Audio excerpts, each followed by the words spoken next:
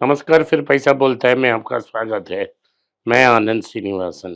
आज रविवार है और मेरे साथ मेरे दोस्त विष्णु हैं, वो अंग्रेजी में क्वेश्चंस पूछेंगे, मैं जवाब दूंगा। Sir, what is your opinion about investing in silver? मेरे हिसाब से सिल्वर में वह इन्वेस्ट करना लाजमी नहीं है। सिल्वर एक इंडस्ट्रियल कमोडिटी है, उसका यूजेस बहुत ज़्यादा है। तो डिमांड सिचुएशन में सप्लाई डिमांड में अफेक्ट हो सकता है। तो सिल्वर में इन्वेस्ट करना जैसा कॉपर में इन्वेस्ट करना जैसा है या स्टील में इन्वेस्ट करना जैसा है। लेकिन डिफरेंस ये है कि अगर आप गोल्ड में इन्वेस्ट कर रहे हो, जो इंडस्ट्रियल यूज़ थे बहुत कम हो गए हैं। इसके पहले दांत में यूज़ होता था, कुछ इलेक्ट्रॉनिक्स में यूज़ होता था, वो कम होता जा रहा है। तो गोल्ड का मतलब ये है कि 2000-3000 साल से ये करेंसी है। जब भी जो भी करेंसी एक्स्ट्रा प्रिंट हो जाती है, उस करेंसी के अगेंस्ट गोल्ड का दाम ऊपर जाता है। तो प्रिंसिपल करेंसी रिज़र्व अभी दुनिया में डॉलर है। अभी बहुत डॉलर प्रिंटिंग बहुत ज़्यादा हो रही है, लेकिन गोल्ड उतना मैन्युफैक्चर नहीं कर सकते हैं। गोल्ड नेचुरली अकरिंग है, ये इधर ज़मीन के नीचे है या बैंक वॉल्ट्स में है। तो आपको गोल्ड मिल जाएगा। गोल्ड का दाम ऊपर जाते रहेगा क्योंकि गोल्ड लिमिटेड क्वांटिटी में है और करेंसी अनलिमिटेड क्वांटिटी में है। तो आप पूछेंगे बफेट क्यों गोल्ड नहीं खरीदते हैं? बफेट को पैसा नहीं चाहिए, बफेट को सिक्योरिटी नहीं चाहिए। बफेट को $300 बिलियन बैंक में बैठा है। $350 बिलियन उनकी बैंक में। हम बफेट नहीं हैं। हम मिडिल क्लास और अपर मिडिल क्लास लोग हैं। तो आप पैसा चाहिए। इमरजेंसी में पैसा चाहिए तो हम क्या कर सकते हैं? अगर आप बैंक में रखते हो पैसा, उसका वैल्यू नीचे गिरता ही जाएगा। तो आपको 2 चीज़ करना चाहिए, आपको वैल्यू प्रोटेक्ट भी होना चाहिए और जब भी चाहिए आप उनको मोनेटाइज़ करना चाहिए। उस इन्वेस्टमेंट को कैश में बदलना चाहिए। अगर मैं आपको 1000 ₹2000 का नोट दूँगा और वो 2000 आप इधर आज रखे हैं हाथ में और 1 साल बाद वही 2000 के लिए वही चीज़ खरीदने की कोशिश करेंगे, आपको नहीं मिलेगा। अगर आपने 2000 के लिए कुछ लिस्ट ऑफ आइटम्स आज खरीदी की है, वही लिस्ट अगले साल 2150 रुपया तक चला जाएगा। तो अगर आप बैंक में डिपॉज़िट करेंगे, तो भी नहीं मिलेगा, 3.5% मिलेगा आपको इंटरेस्ट। तो आपको नुकसान होगा। अगर आप एफडी में डालते हो, तो आपको 6% मिल सकता है 2000 रुपया के लिए और उसमें 10% का टैक्स भी काटेगा, जो अब टैक्स का पैसा वापस आने तक 1 और साल हो जाएगा, तो आपका प्रिंसिपल प्रोटेक्ट नहीं होगा। अगर आपने गोल्ड में रखा, तो over a period of 5 years gold में वैल्यू प्रोटेक्ट हो जाएगा और इन्फ्लेशन के अगेंस्ट हेज होगा। अगर आपको गोल्ड के अगेंस्ट पैसा जल्दी चाहिए, तो आप किसी भी बैंक में जा सकते हो और गोल्ड को गिरवी रखकर पैसा ले सकते हो और 1 साल में पैसा वापस कर सकते हो। अगर आप लोन नहीं लेना चाहते हैं, तो आप गोल्ड बीस खरीद सकते हो और जब आपको पैसा चाहिए गोल्ड बीस को बेच सकते हो और पैसा 2 दिन में अकाउंट में आ जाएगा, आप पैसा यूज़ कर सकते हो और सो पैसा इमीडिएटली मिल जाएगा और वैल्यू भी प्रोटेक्ट होगा।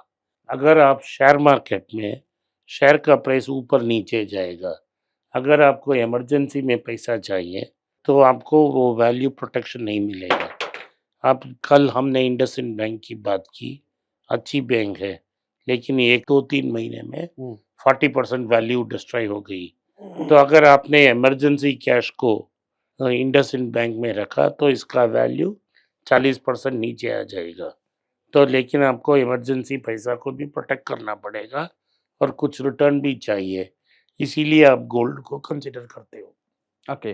Sir, Tata Group company's market capitalization has fallen by 2.56 लगभग lakh crore. आप Is 3 it lakh a time to move no, in? No, no, no, आप 3 लाख करोड़ भी बोल दो। जो स्टॉक्स गिरे हैं, टाटा मोटर्स को छोड़िए, Hmm. TCS, Titan, Tata technologies, Tata Elxsi और टाटा केमिकल्स, ये सब स्टॉक्स ओवर वैल्यूड थे सिर्फ सिवाय टाटा केमिकल्स की। टाटा केमिकल्स में प्रॉब्लम ये है, वो सोडियम बाइकार्बोनेट और सोडा ऐश बेचते हैं और दोनों कमोडिटी प्राइस में नेगेटिव साइकिल में फँस गए हैं।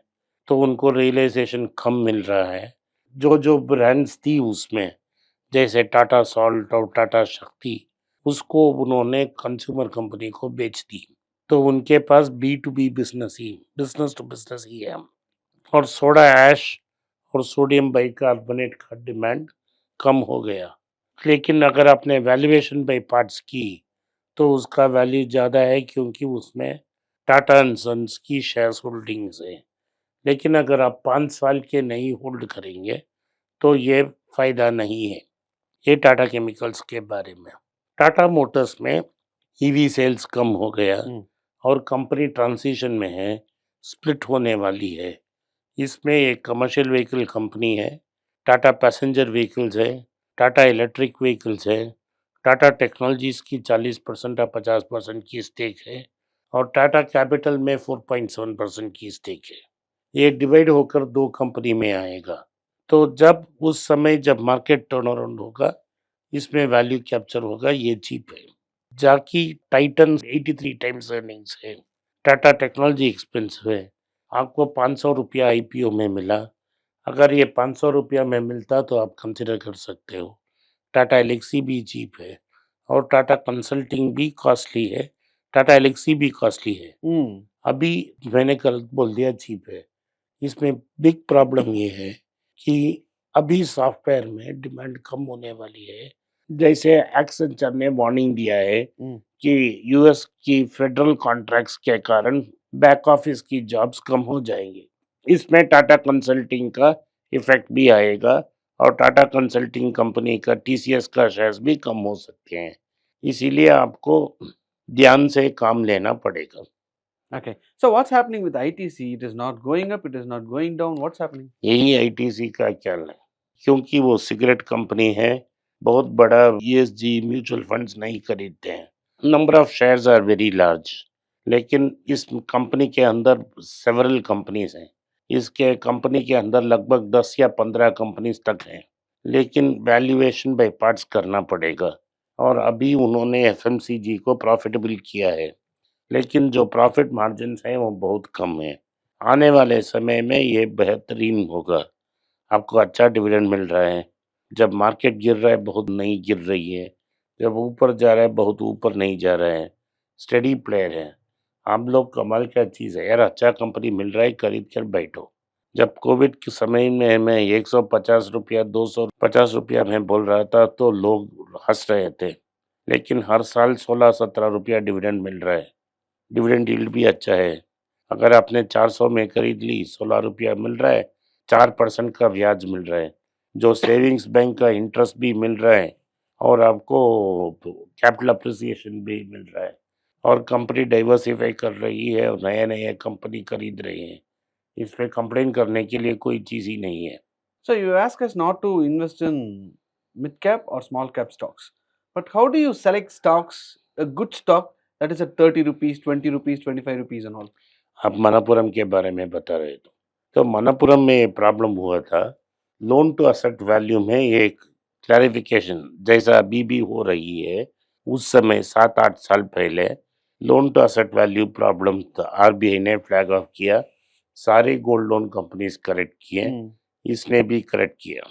मुझे उस समय मेरा अट्रैक्शन ये था, हर क्वार्टर 50 पैसा डिविडेंड मिल रहा था। साल का ₹2 डिविडेंड मिल रहा था और ₹32 में 8% एफडी से बेहतर था और सिर्फ गोल्ड लोन बहुत दे रहा था, उसका आशीर्वाद भी था। लेकिन उधर से गोल्ड में एक बुल रन शुरू हो गई। तो अगर गोल्ड का दाम बढ़ता है, उसी गोल्ड के लिए आप और लोन दे सकते हो। इसी कारण ये स्टॉक 32 से लेके 236 तक पहुंचा है। जब 101 जब मैंने चैनल तमिल में शुरू किया, तो 80 टू ये 120 तक मिल रहा था। मैंने 150 में भी उसको कंसिडर करने के बोला और 110 जब करेक्शन हुआ, ईडी ने इसको रीड किया, तब मैंने बोला आप इसको कंसिडर कर सकते हो। लेकिन प्रॉब्लम ये था कि नंद कुमार फैमिली जो प्रमोटर्स हैं, उनमें से नेक्स्ट जनरेशन का आदमी नहीं था। तो सक्सेशन क्या होगा ये प्रॉब्लम था। तो उन्होंने इसको एड्रेस करने के लिए बेन कैपिटल को प्रो प्रमोटर के रूप में इंट्रोड्यूस किया। उसने 18% 4,000 करोड़ फ्रेश इक्विटी इन्फ्यूज किया एट 236 रुपीस अ शेयर।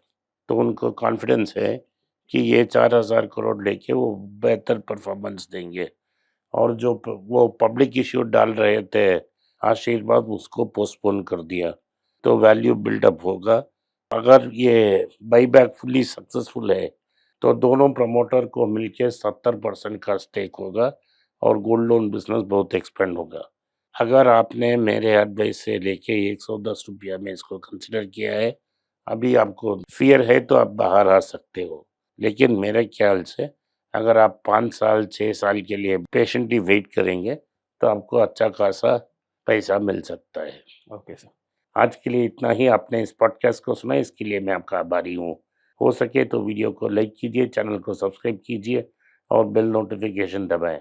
इस वीडियो को अपने दोस्त और रिश्तेदार के पास भेजें और उनको देखने की आग्रह करें।